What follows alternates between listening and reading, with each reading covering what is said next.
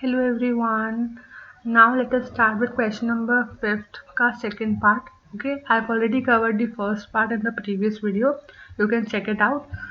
Now let's start with the second part. Okay. We'll read the question once again ताकि थोड़ी clarity दोबारा से हो जाए. Just give me a second. ठीक है, I'll be covering it very quickly because we have already covered the very first part. Okay. If you have not watched that video, just go back and watch that video and then come to this part. Okay, let's start. X Limited has a machine having an additional life of 5 years which cost 10 lakh rupees, has a book value of 4 lakh. New machine की cost है 20 lakh rupees and it will mean a saving of 7 lakh rupees per annum. Life will be 5 years only and scrap value of new machine is 2 lakh rupees. Rate of income tax is 40% and required rate of return is 12%. अगर old machine आपको आज sold करते हैं तो it will realise 1 lakh rupees and अगर sold करते हैं after 5 years तब it will realise nothing. Okay, now यहाँ से पढ़ो. Will it make any difference if the additional depreciation on new machine and gain on sale of old machine is also subject to the same rate of tax at the rate of 40% and the scrap value of new machine is 3 lakh rupees. ठीक है, अब इसमें उसने क्या change करने के लिए बोला आपको पता था. लास्ट क्वेश्चन में उसने क्या बोला था, लास्ट पार्ट के अंदर इग्नोर करो income tax on additional depreciation. हमने क्या करना था, जो एडिशनल डेप्रिसिएशन के ऊपर टैक्स की सेविंग्स थी उसको इग्नोर करना था. इसमें क्या बोला है, जो एडिशनल डेप्रिसिएशन है उसके ऊपर और जो गेन हुआ है उसके ऊपर same rate of tax applicable है. क्लियर, मतलब कि जैसे हम नॉर्मली क्वेश्चन सॉल्व करते हैं एग्जैक्टली सेम क्वेश्चन सॉल्व करेंगे ये वाला भी. एडिशनल पॉइंट क्या हो जाएगा इसके अंदर कि दोनों के ऊपर एडिशनल डेप्रिसिएशन के ऊपर और जो gain on sale of old machine है उन दोनों पे लगेगा same rate of tax that is 40%. इसका मतलब कि जो अब हम माइनस करते थे डेप्रिसिएशन अर्निंग्स में से वो माइनस करेंगे एंड नॉर्मली आखिरी में ऐड करेंगे इनफ्लोस निकालने के लिए. और जो हम इनिशियल कैश आउटफ्लो निकालते थे उसके अंदर हम क्या करेंगे, जो टैक्स के सेविंग्स होंगे उनको क्या कर देंगे, माइनस कर देंगे अगर सेविंग्स होती हैं. अगर बाई चांस सेविंग्स नहीं होती तो उसको हम ऐड बैक कर देंगे. Will depend upon the question. Okay, तो let's start with the very first part. इसमें क्या था, केस नंबर 2 निकालते हैं. ये देखो, इंक्रीमेंटल इनिशियल कैश आउटफ्लो. इसके अंदर जो कॉस्ट है न्यू मशीन की कितनी है, 20 लाख रुपीज़ है. सैलरी वैल्यू कितनी है, 1 लाख रुपीज़ है. उसके बाद हमने जब ओल्ड मशीन को सेल किया है तो क्या हुआ है, टैक्स की सेविंग्स हुई हैं. कैसे हुई हैं वो देखो. जब हमारे पास बुक वैल्यू थी 4 लाख रुपए की, हमने बेचा उसको 1 लाख रुपए के अंदर, मतलब 3 लाख का क्या हो गया, लॉस हो गया. 3 लाख रुपए के ऊपर 40%, 1,20,000. 1,20,000 क्या होगी, आपकी टैक्स की सेविंग्स होंगी. मतलब कि क्या हो गया, इनफ्लो हो गया. इनफ्लो प्लस करते हैं, हम तो निकाल रहे हैं आउटफ्लो, तो क्या कर देंगे, माइनस कर देंगे टैक्स की सेविंग्स को. ठीक है, I hope this is clear. हमारे पास आ जाएगा इंक्रीमेंटल इनिशियल कैश आउटफ्लो. समझ नहीं आया तो मैं बात समझा देती हूँ एक बार. Just give me a second. I erase it because it is becoming a bit messy. Just give in a second.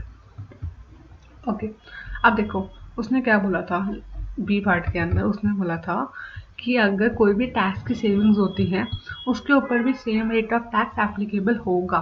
ठीक है, अब देखो 4 लाख की तो बुक वैल्यू थी, हमने उसको बेचा 1 लाख रुपए के अंदर.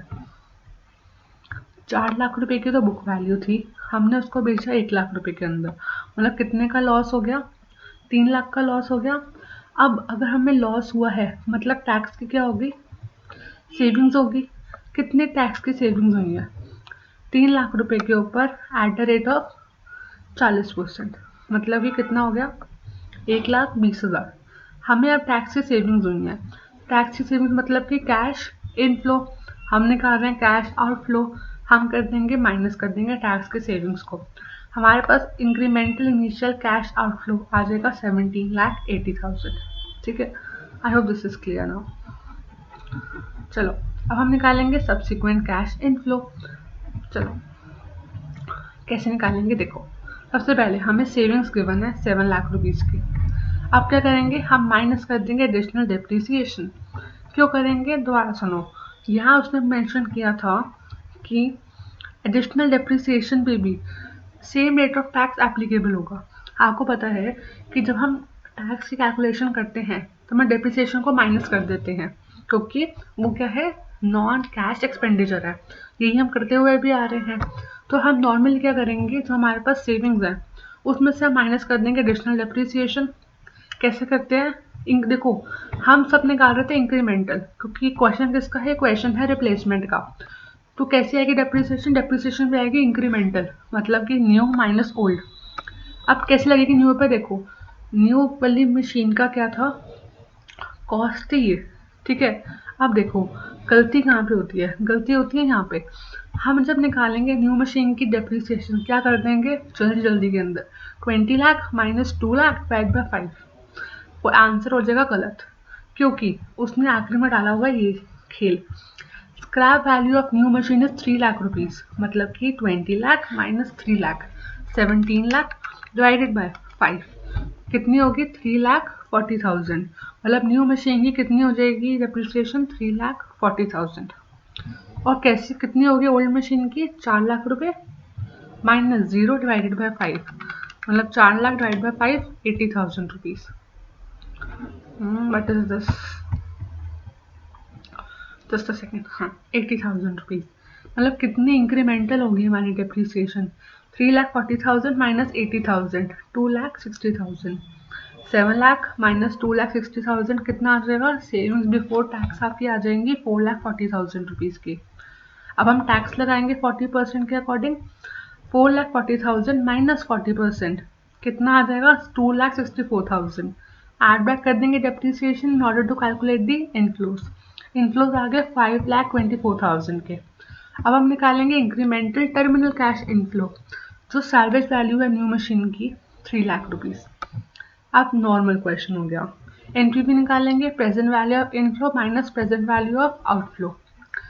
अब हमारे पास रिक्वायर्ड रेट ऑफ रिटर्न वही 12% था, तो क्या करेंगे 1 divide by 1.12 equal to equal to equal to equal to equal to GT 3.6047, मतलब 3.605 इंटू 5,24,000 और 0.567 इंटू 3 लाख।